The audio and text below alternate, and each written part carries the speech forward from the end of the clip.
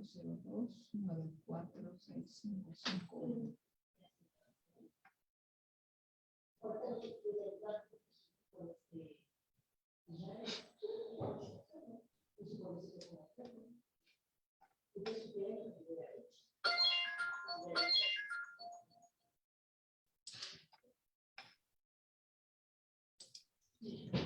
Listo, Shu. Está bien, ya estamos. Bueno, falta un minutito para las 12. Tú me dices si iniciamos. Sí.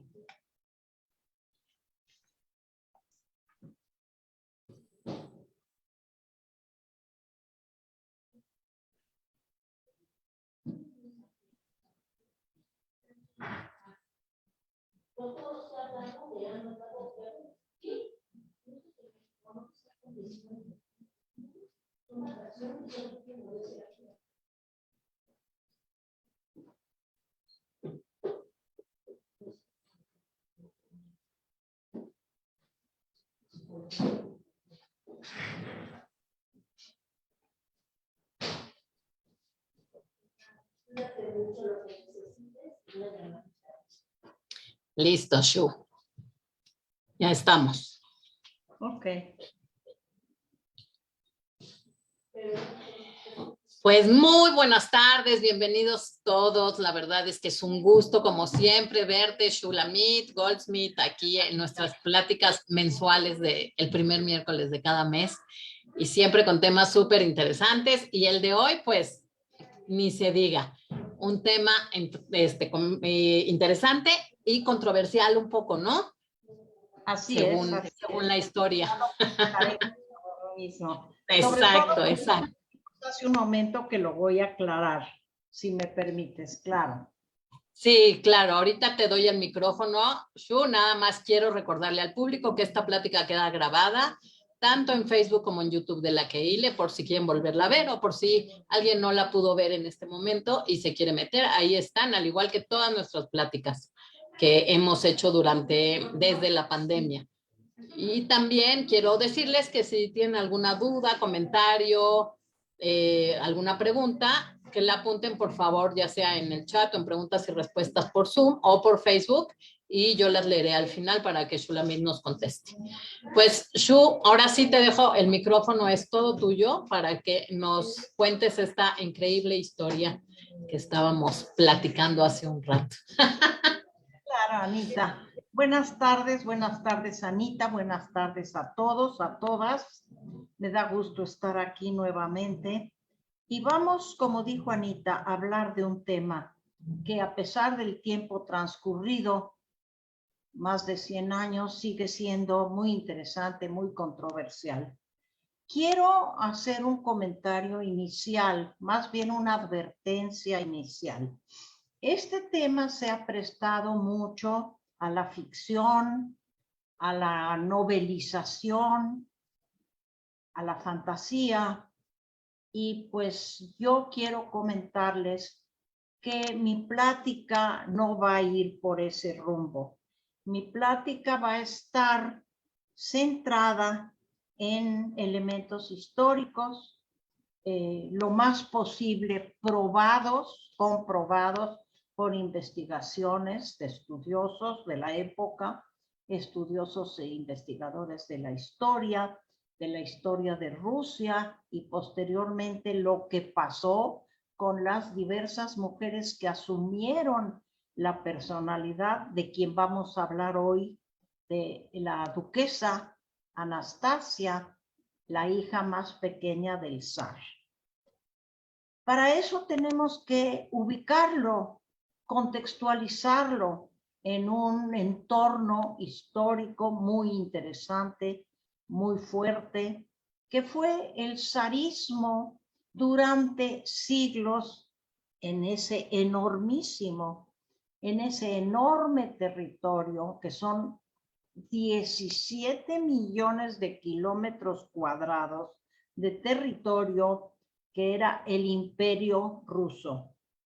Fíjense, 17 millones de kilómetros es el doble, es de los Estados Unidos, o el doble de China casi.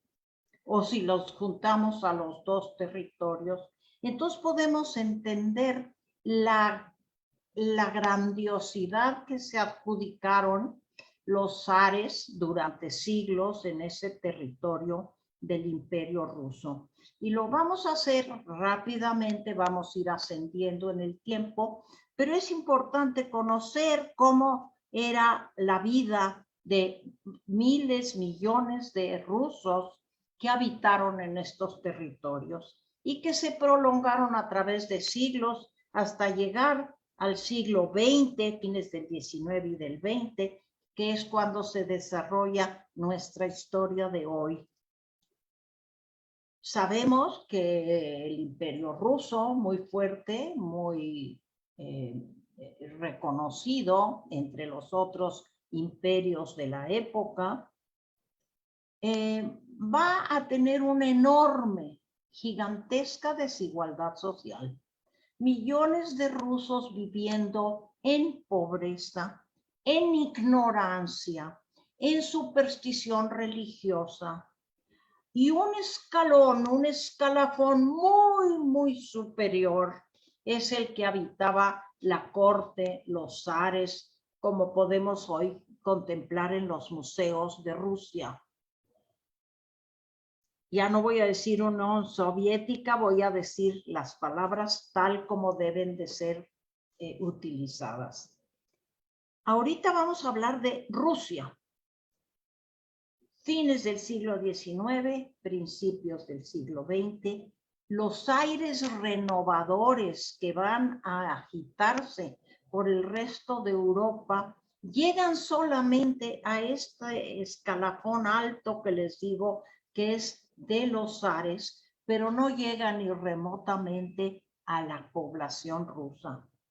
Lo que sí empieza a llegar poco a poco a principios del siglo XX son los hálitos del comunismo, del marxismo, del socialismo, lo cual es, punto, aquí voy a hacer una digresión muy interesante porque todas estas teorías socioeconómicas que son concebidas en un país como Alemania, que era un país ya industrializado, van a explotar, van a fructificar en un país como Rusia, que era un país con una incipiente industrialización. Rusia había sido un país eminentemente agrario y rural, y es allí donde va a aprender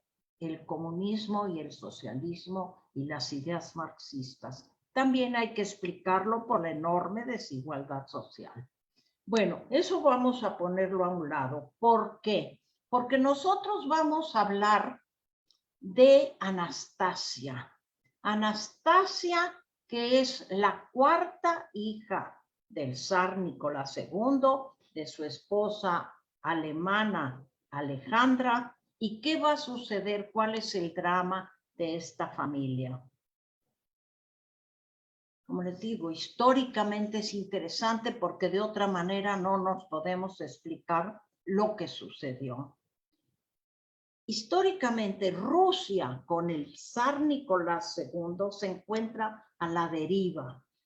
Nicolás es un hombre de carácter débil, manipulable, manipulado por la esposa y por muchos de sus propios consejeros, algunos buenos, algunos malos consejeros, hace que Rusia se ponga en situaciones el imperio ruso en situaciones muy comprometidas y muy graves, como fue la guerra con Japón. Japón había sido su enemigo constante por cuestión de territorios en la zona, y se encuentran los rusos y el propio zar y su gente con que Rusia, el gran imperio ruso, pierde la guerra frente a los japoneses. Imagínense el shock que esto va a ser para aquellos que lo llegan a saber, que un país pequeñito como es Japón, con estos señorcitos pequeñitos de los ojos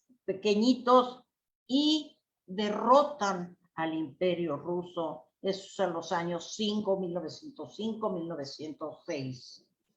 Esto va a ser un golpe tremendo para Rusia. Lo estoy viendo desde el punto de vista histórico, ¿sí? Político. Para cuando nos acercamos al drama que nos ocupa hoy, también está en puertas la Primera Guerra Mundial. Rusia se ve, el zar Nicolás II se ve envuelto por sus primos, que son los otros emperadores de los imperios alrededor. Acuérdense que todos son primos. Y se ve manipulado y obligado a entrar a la Primera Guerra Mundial, a pesar de que sus ministros, algunos muy hábiles, le aconsejan que no entre. Rusia no está en condiciones de entrar en una guerra europea. ¿Sí? La propia zarina Alejandra lo insta a que entre, lo va a forzar a que entre, porque él es el gran zar de la gran Rusia. Y allí entra Rusia a esta guerra, lo cual ya sabemos también que va a ser desastroso para este imperio. Ese es el contexto externo, el contexto político, sociopolítico externo, histórico. Ahora, todo ese drama se va a combinar con otro drama particular, interno, de la vida de los zares. Nicolás, Alejandra, es un matrimonio que de los pocos entre ese tipo de matrimonios se amaban, se entendían, se querían, se comunicaban.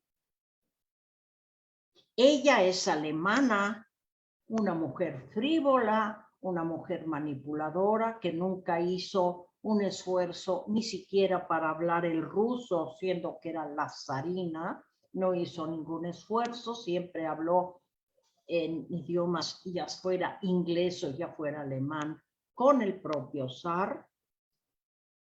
Y va a vivir entre comillas, que para ellos sí fue drama, pero que en muchas familias se considera un drama. Tienen 1, 2, 3, 4 hijas mujeres. Esto pues es una decepción, no solo para el matrimonio, para la propia corte, la suegra, las duquesas alrededor, toda la nobleza está no solo agobiada con la idea de que puras mujeres, sino preocupados porque qué va a pasar con el zarato o el zarismo, como ustedes es igual, la palabra es la misma. ¿Por qué? Porque recordemos la ley sálica. La ley sálica no permite que una mujer gobierne, menos en un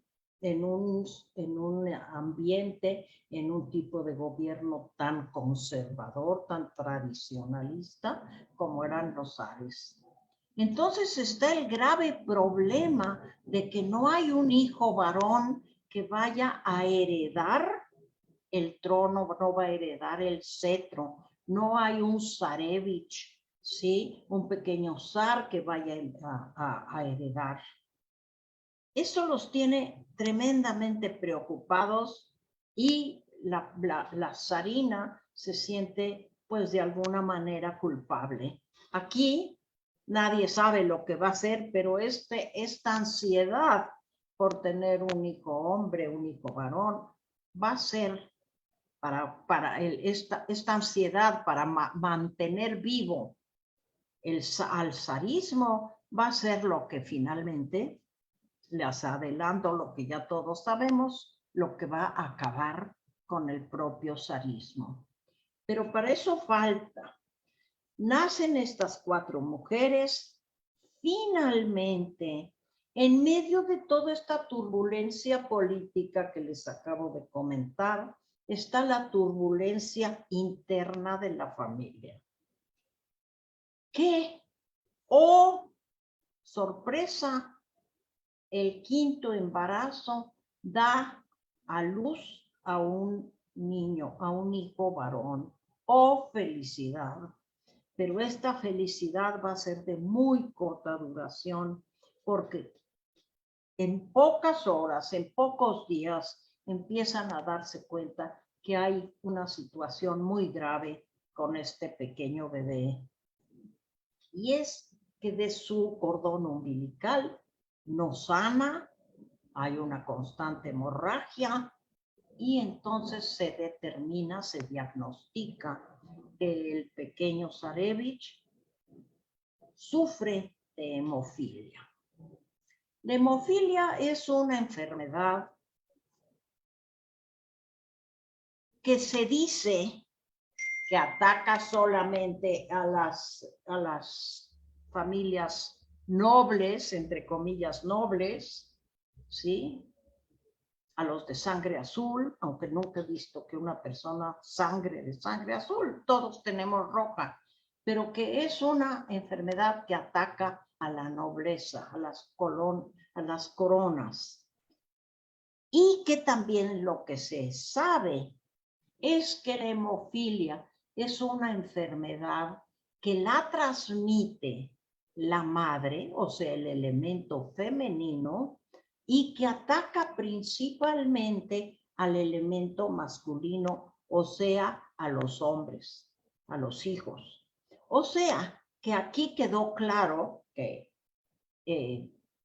Alejandra era la portadora de la hemofilia y el que recibe esta enfermedad es el Zarevich, o sea, el pequeño Alexei.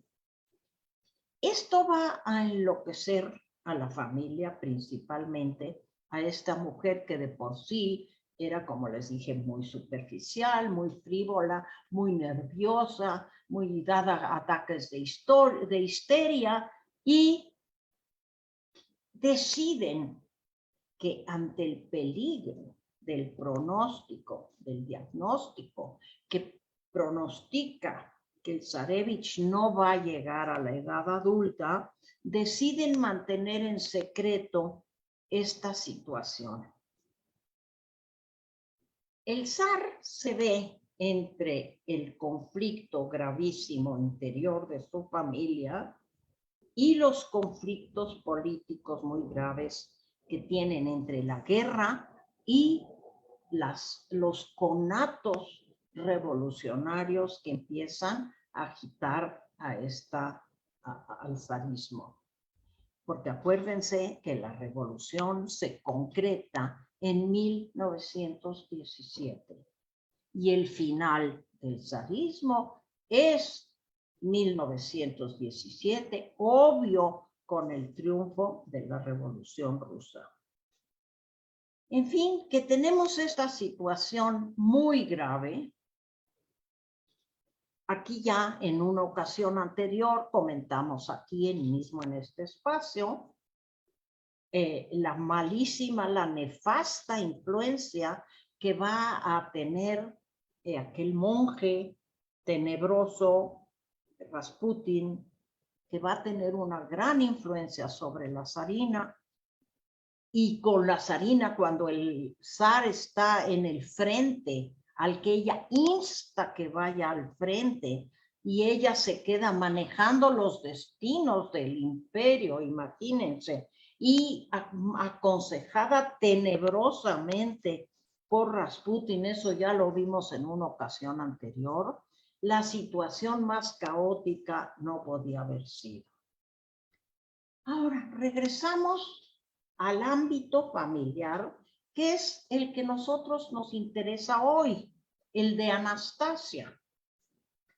Al triunfo de la revolución, apresan, toman como rehenes, más bien es la palabra, toman como rehén a la familia del zar, zarina, los 5 hijos, uno que otro de los sirvientes y ayudantes, y después de un periplo que los llevan a Siberia y los traen de regreso, los mueven de San Petersburgo y finalmente los instalan a través de un año de estarlos trayendo de aquí para allá, los instalan en Ekaterimburgo, que es una ciudad, sabemos, cercana o no. Ahí las distancias son otra cosa a lo que nosotros estamos acostumbrados, pero en un castillo, en una casa Ipatier, que en la que van a reducir a la familia a una vida totalmente enclaustrada, no prisionero, no estaban entre rejas, pero pues también no podían salir, no podían interactuar con nadie de su familia externa, que la familia salió corriendo hacia las capitales de Europa, hacia Londres, hacia París, y la familia nuclear se queda en Ekaterimburgo, en la casa Ipatiev. Allí van a estar un tiempo, un lapso, ellos buscando desesperadamente el zar, que algún país, alguno de sus primos en las coronas europeas, haga alguna moción para que sean solicitados y puedan recibir asilo político en alguna capital europea. Esto no llega. Y para julio del año siguiente al triunfo de la revolución, en el julio del año 1918, les llega la noticia de que van a ser trasladados la familia a un lugar seguro. Volvemos un segundo al entorno político. Sabemos todos que al principio son los rusos blancos, los mencheviques, que tienen el triunfo, pero que muy pronto el poder va a pasar a los bolcheviques, los rusos rojos, que son mucho más vengativos, más sanguinarios, más extremistas en su política, y son estos los que en este momento, julio de 1918, cuando están en el poder y cuando van a poder decidir la suerte de la familia del zar. Pues la familia del zar, que ya tiene un tiempo viviendo en Ipatiev, que aparte se comentó que trajeron consigo joyas previendo que iban a poder vivir en otro espacio geográfico.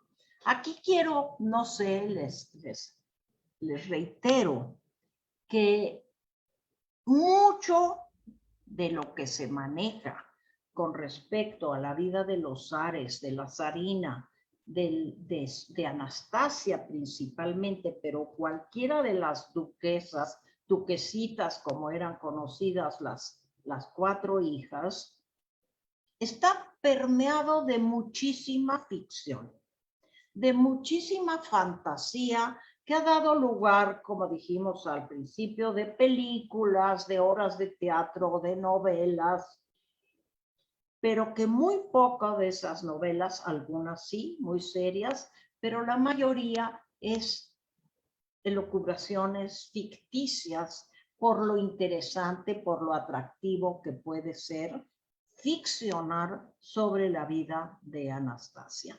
Aquí les digo esto porque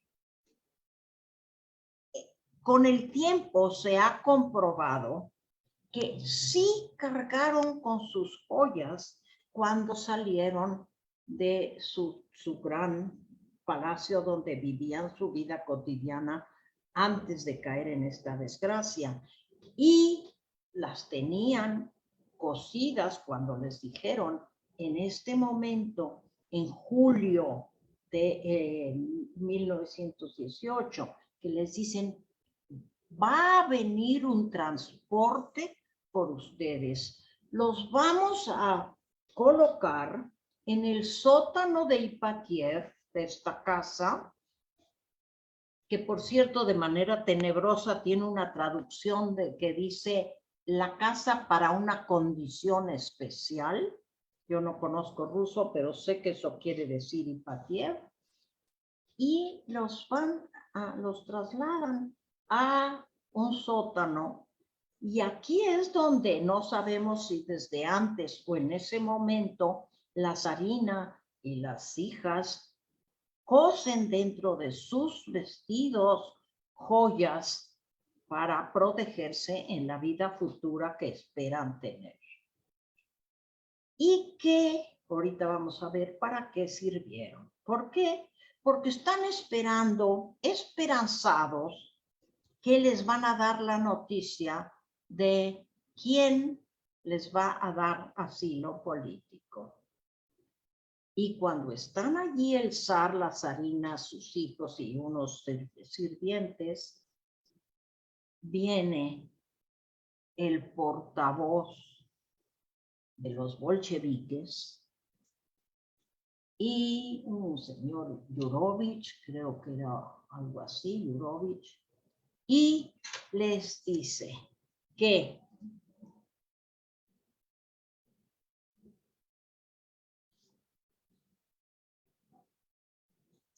y les dice, Yukovsky, perdón por el error, y les dice que el pueblo ruso no les perdona los siglos de sufrimiento y que la revolución rusa los condena a muerte. Así, de sopetón. No tuvieron tiempo ni siquiera de reaccionar. Quizá no tuvieron, y ojalá si haya sido, no tuvieron tiempo de digerir lo que venía en el momento, cuando una andanada de balazos, una salva, los ataca y los asesina a todos.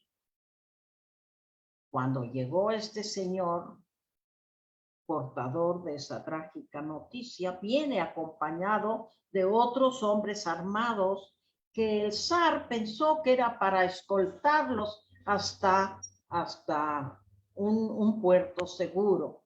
No fue así.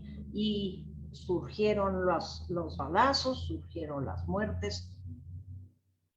Con el tiempo se supo que algunos de los miembros de la familia no murieron al instante y lo atribuyen a que las joyas surtieron el efecto de como un chaleco de protector, ¿sí? Pero finalmente a todos los redujeron a la muerte de una manera, una masacre total.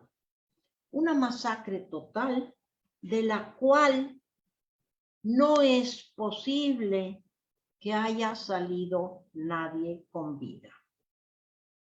Y esa es una de las premisas de la plática de hoy.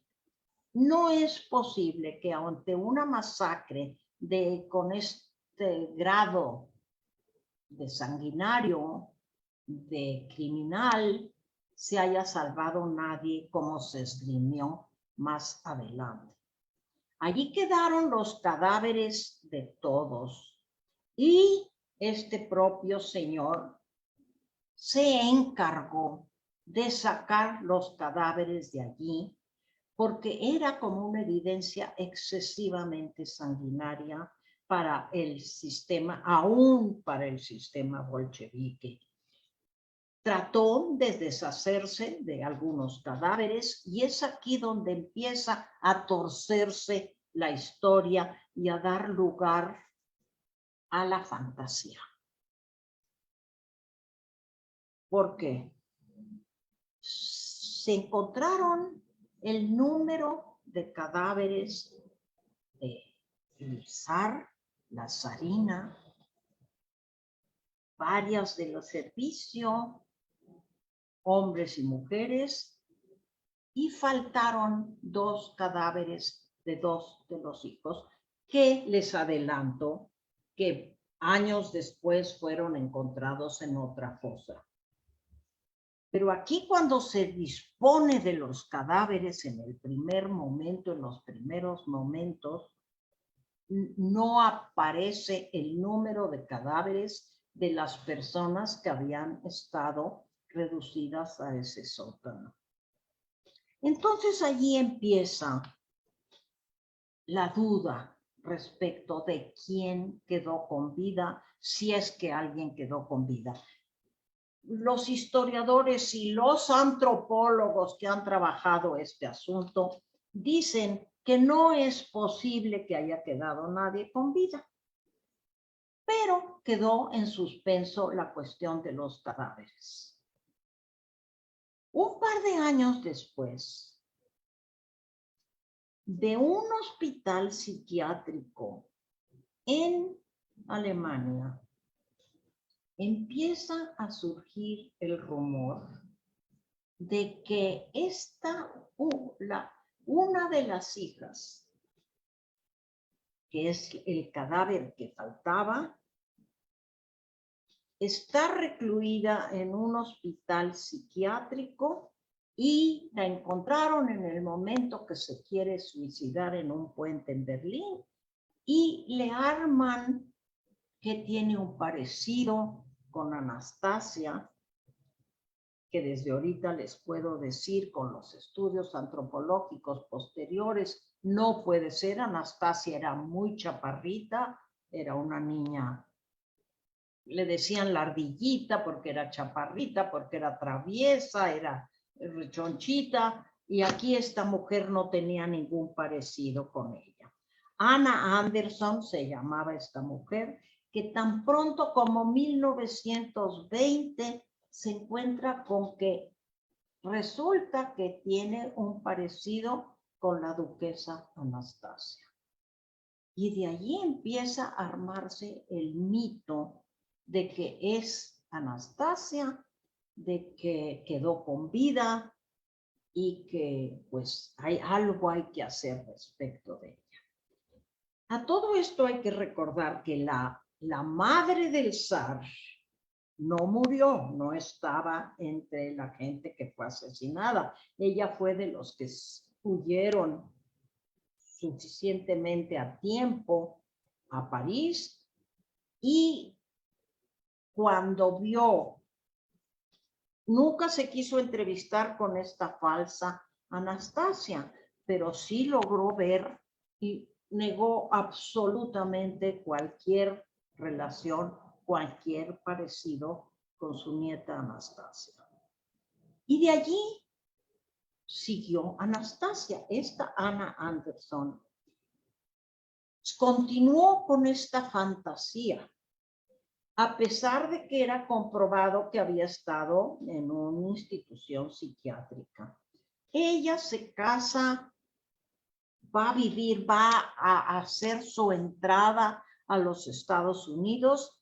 Hay que también contextualizar históricamente en los años 50, ¿sí? Ya no era una chamaca, ya podía disfrazar su físico. Y los Estados Unidos, muy dado a lo Hollywood, ya sabemos que después se hicieron películas muy, muy exitosas, hablando de esta fantasía de Anastasia. Con el tiempo se fue diluyendo esta falsa noticia, pero aquí la dejamos todavía colgada hasta fines del siglo XX. Otras mujeres. En Siberia va a surgir otra mujer.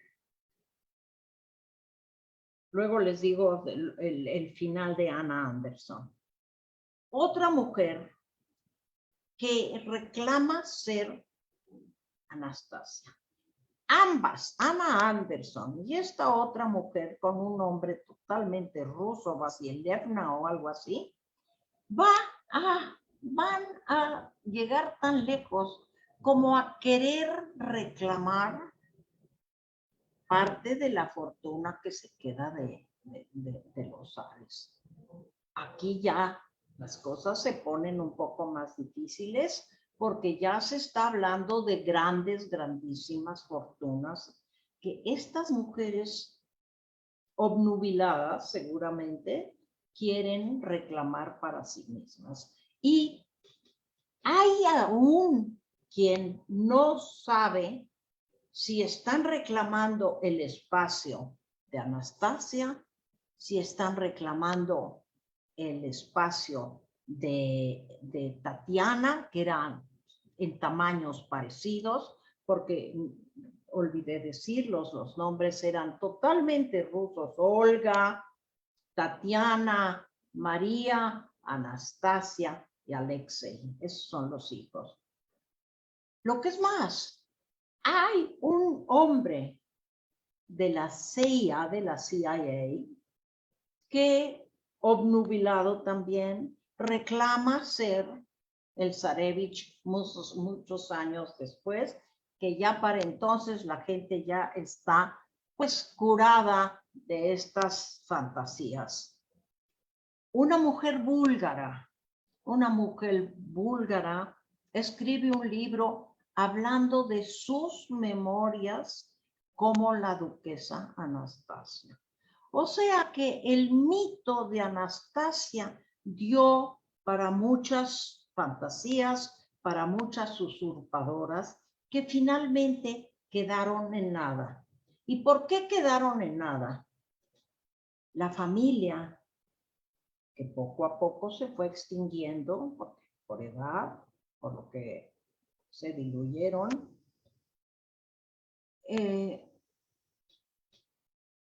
rechazaron de cualquier forma, cualquier parentesco con estas mujeres. Se comprobó que por lo menos estas tres que yo les acabo de mencionar, que fueron las más notorias, pertenecían a instituciones psiquiátricas, o sea que fue una loquera, diríamos nosotros, una fantasía exagerada que las llevó a y que provocaron en algunos lugares como en Estados Unidos una histeria colectiva, porque cuando esta Anna Anderson, la más notoria de las usurpadoras de Anastasia, sale al público, hay una histeria colectiva, hay una ansiedad por ver a la sobreviviente del zarismo y a la sobreviviente de esta masacre. Aquí hay que decir otra cosa muy importante. Se dijo, y cuando hablo de se dijo, nunca hagan caso del se dijo, porque con el se dijo o dicen, se inventan muchas cosas. Las cosas son lo que se comprueba. Pero que Anastasia, jovencita cuando muere, de 16 años, había logrado tener como un pequeño flirteo con uno de los guardias, que es quien va a lograr sacar a Anastasia de la masacre. Totalmente falso.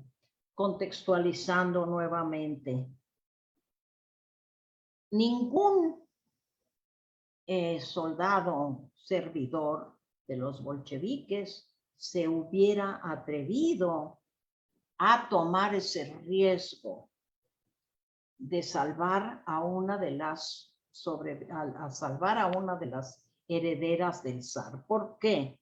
Sabemos en muchísimos casos históricos que cualquier remanente que queda de algún jefe de Estado, de algún presidente, de alguna tendencia política, se debe, si se quiere acabar con ella, se debe de extirpar por completo, porque si no, cualquier apéndice que quede por allí va a resultar en un movimiento a favor. Y esto es lo que los bolcheviques no pueden darse el lujo de dejar ningún hilo que mantuviera viva la idea de zar. Y lo lograron, obviamente lo vemos ahorita, estamos viviendo 100 años y cacho después de esos actos salvajes y pues el zarismo murió. Aquí sí, murió y desapareció. Bueno, ¿qué pasa más adelante? Esta historia con estas mujeres y de repente algún hombre por allí, usurpadores, que o con creencia por su situación mental o por verdaderamente desear tergiversar los hechos, tomar ventaja, hacerse de fama. Había uno que se casó con Anna Anderson que presumía en burla, pero llegaba a presumir que él era el yerno del zar, ¿sí? Entonces, el dinero, la fama, la farándula, todo esto se volcó a favor de estos presuntos usurpadores. Pero la historia no lo dejó descansar al mito. Se volvieron a hacer muchos estudios. Todavía hasta el 2012 hubo estudios serios, ya ahora, con estudios del ADN, que fueron los que dieron final a esta controversia. Porque ya con el ADN y los estudios actuales ya fue más fácil. Pero antes de eso, se exhumaron los cadáveres, muy debido a que la Iglesia Ortodoxa, que es la que permeaba y permea esas zonas geográficas, quería canonizar el recuerdo del zar y su familia. Que esa es otra controversia que tocaré brevemente. Pero aquí se exhuman los cadáveres y en efecto faltan 2 cuerpos. Y entonces se hacen estudios antropológicos muy serios, ya con elementos mucho más modernos científicos, y se encuentra que faltan una mujer y el pequeño. Aquí no se supo, y en ese momento ya no está la situación propicia para pasar la noticia de que Anastasia, ahora la que está en controversia, es Tatiana, la segunda. Pero aquí, como les digo, los estudios van a ser mucho más efectivos. La altura de una con la altura del cadáver que se exhuma va a ser muy diferente. Se descartan esas teorías. Sí se cree que uno de los cadáveres que se vuelven a encontrar ya en el año 92, fíjense que tarde todavía, sí puede ser del Zarevich porque podía ser un chico de 14 años, como los tenía probablemente Zarevich. Y también empieza a creerse que sí, el otro cadáver que se exhuma en el año 92 es el de Anastasia, porque no ha logrado todavía los estudios que hicieron, óseos, sus huesos no han crecido lo suficiente, entonces es posible que fuera esta adolescente de 16 años que era Anastasia. Ahora, el mito sigue vivo.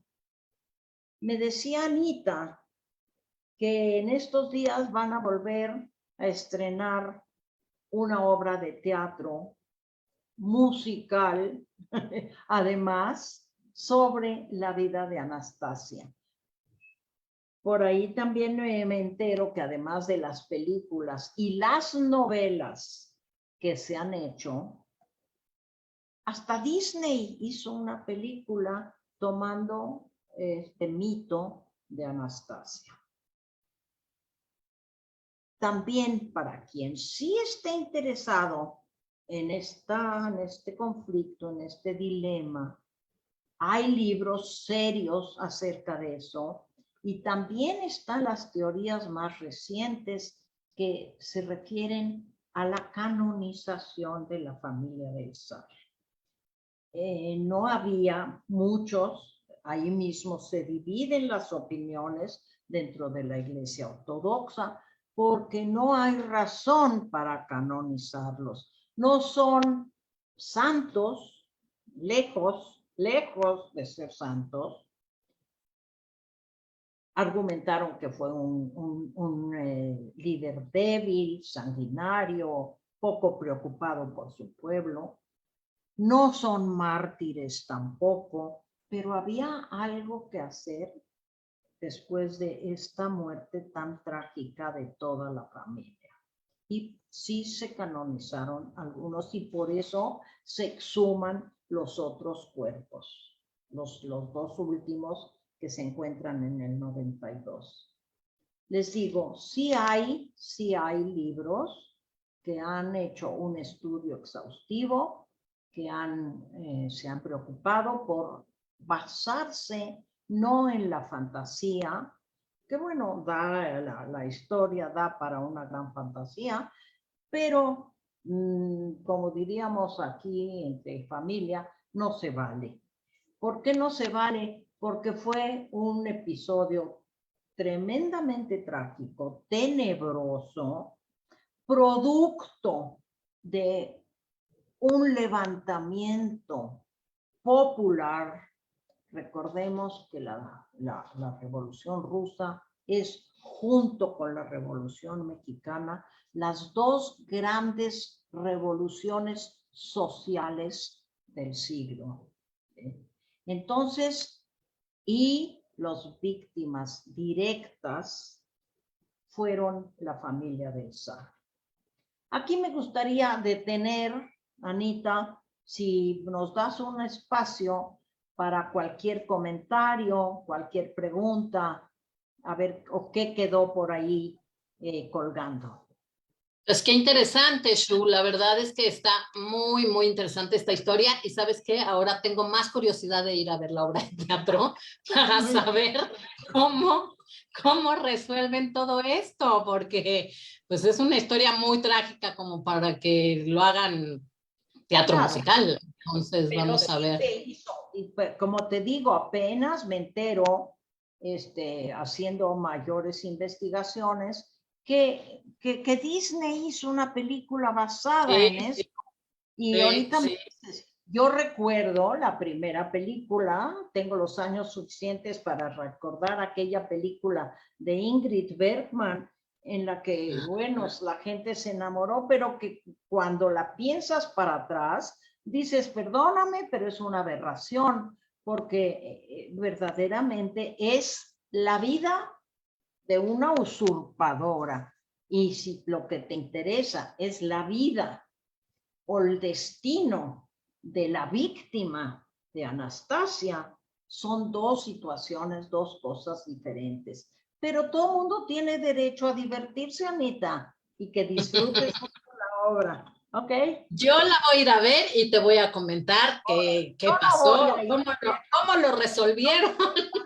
A mí no me gusta que de la historia se haga fantasía.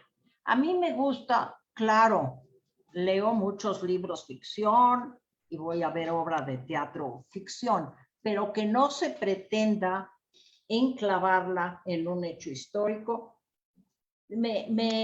Como historiadora me mortifica, ¿sí? Pero sí, no, entiendo perfecto tu punto, pero voy a checar y yo te cuento cómo está eso. Sí, que te diviertas mucho. Ok. Seguramente se saltaron una parte, Shulamit. Estoy casi segura que se saltaron una parte. Pero bueno, mira, aquí hay un comentario de David Dunn que nos dice: mil gracias, Shulamit, Anita, apoyo técnico. Si a alguien le interesa el tema, hay varios excelentes libros de Helen Rappaport sobre el zar y su familia, entre ellos The Romanov Sisters. Miren, aquí qué bueno, Debbie, como siempre, muchas gracias. En especial, la familia Romanov, que ellos son los últimos Romanov, el zar. Hay muchos libros muy serios, muy bien documentados, no solo sobre el zar, sino cómo llegamos hasta el zar. Acordémonos que los Romanov son una dinastía, la última dinastía zarista, que va a estar en el poder cerca de 300 años, y hay libros, a quien le interese, mucho de dónde documentarse. Sí, Debbie, tienes razón. Perfecto. En Facebook nos dice Esther Vogel, gracias, muchas felicidades. Ruth Tofik, gracias, Shulamit, muy interesante, muchas felicidades. Ruth nos dice acá, ese mito que ha estado presente por tanto tiempo, ¿también existe en Rusia? Mira, francamente no te puedo contestar eso, porque acordémonos que Rusia ha vivido, yo no hablo ruso, he estado un par de veces en Rusia, no en Rusia, estuve en la Unión Soviética en 2 ocasiones, como turista con la boca cerrada, porque ni ellos hablaban ninguno de los idiomas que yo sí hablo, ni yo hablaba el de ellos. Y acuérdense también que durante los 3/4 de siglo aproximadamente que va a durar el mundo soviético, el mundo zarista era un tema tabú, era un tema oscuro. Pero muchos, como dijo Debbie, muchos de los libros se han hecho a través de eso, pero no sé, ya no iré a la Rusia actual seguramente, pero ha de haber manera de contestar esta pregunta.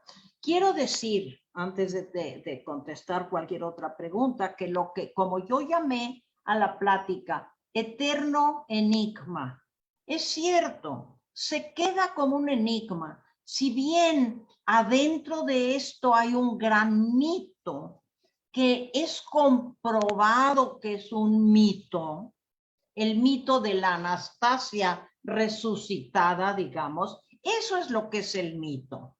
Lo que es la realidad fueron los hechos históricos, ¿sí? La Anastasia, la hija del zar, y el destino que tuvo. Pero, ¿por qué dije entonces enigma?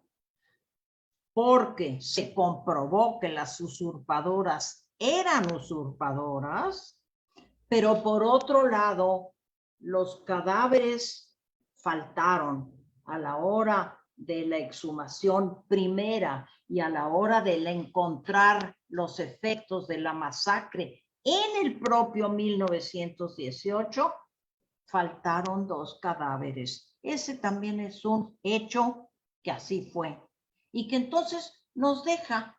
Y que por eso, Anita, han proliferado las ficciones, porque no hay nada que me diga verdaderamente las cosas fueron así. Claro, claro, claro, sí. A ver Sí, si hay entiendo. otra pregunta o otro comentario. Felicidades, en Facebook siguen las felicitaciones. No tenemos otra pregunta como tal. No, felicidades, felicidades. Gracias y felicidades a Shu y a ti. Nada A mí más. me gustaría una pregunta por ahí, un comentario. Agradezco mucho las felicitaciones, pero me gustaría un comentario. Pues no hay, pero yo te puedo comentar que me pareció súper interesante este tema y como siempre, pues como tú dices, va a seguir el enigma. A ver, Basi está levantando la mano, le voy a permitir hablar, a lo mejor quiere hacerte una pregunta. Listo, Basi, abre tu micro. Ya, hola. Hola, Anita, Hola. hola, Shu. Yo me quedé con las ganas de saber, Shu, en qué acabó la vida de Ana, que dijiste ahorita les digo en qué acaba la vida de Ana. Sí, sí, qué bueno que me lo preguntas, Basi. La Gracias vida de a las... Ana terminó trágicamente. Terminó en un nuevo, ya considerada loca, por ahí de los años, creo que muere en 1984, imagínense qué mayor ya era una mujer, que pasó su vida de institución a institución psiquiátrica y en un tiempo estuvo casada, fue abandonada por el marido y fue una vida tremendamente trágica. Y tan trágica que termina en un manicomio en Charlottesville, Estados Unidos. ¿Sí? Se quedó a vivir en los Estados Unidos y allí fue recluida en varias ocasiones en instituciones psiquiátricas. Más triste no podía ser. Y la otra, la rusa siberiana, también termina ya muy mayor en una institución psiquiátrica. Aquí habría que ver qué fue el principio, Basi, o qué es, cuál es causa o resultado. Se comprobó que ninguna de las dos tenía nada que ver. En la primera, en Anna Anderson, hicieron estudios del ADN, ¿sí? Porque estaba, fíjense, había una manera de comprobar su gen a través del ADN con este Lord Mountbatten que está relacionado con la corona inglesa y que era como la liazón, el vínculo para ver el proceso del ADN. Y resulta que era una señora que se llamaba Francisca Sharanska o una cosa así, que no tenía nada que ver con el ADN de ninguno de los miembros de la familia del zar, ni sus primos, ni sus nadie. Entonces, esta Anna Anderson es Francisca, luego te digo el nombre exacto, es un nombre muy ruso, Shasinsky o Sharanska o algo así. Locas, locas. ¿Eh? Locas, locas. Locas, pero no sabemos, lo que no se sabe, aunque se puede asumir, es si la idea de ser Anastasia las enloqueció o viceversa. Claro. Lo que sí es que fueron trágicos finales para ambas.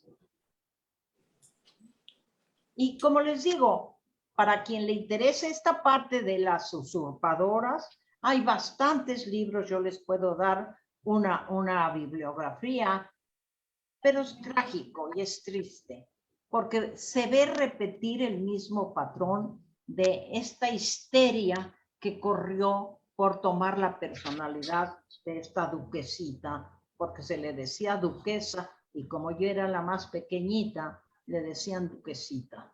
¿Mm? Interesante, Mishu. Muy. Pues, gracias, Basi. Gracias a las dos. Muy, muy Bye. interesante. Felicidades, Shu. Gracias, Basi. Pues ya no hay más preguntas ni comentarios, Shu. Nos veremos primero Dios en la próxima plática, el próximo mes. Claro, ya les avisaremos con tiempo y pues muchas gracias, Shu. Gracias a todos. Gracias a ti, Anita. Hasta la próxima. Bye. Gracias. Estén muy bien. Bye, bye. Les recordamos que hoy en la noche tenemos una plática, nada más para que sepan, sobre la reforma judicial en Israel. La va a dar Reuben Sagui. Creo que es un tema también muy interesante para que todos se metan. Tenemos el link. Muchas gracias a todos y pues nos vemos en la noche.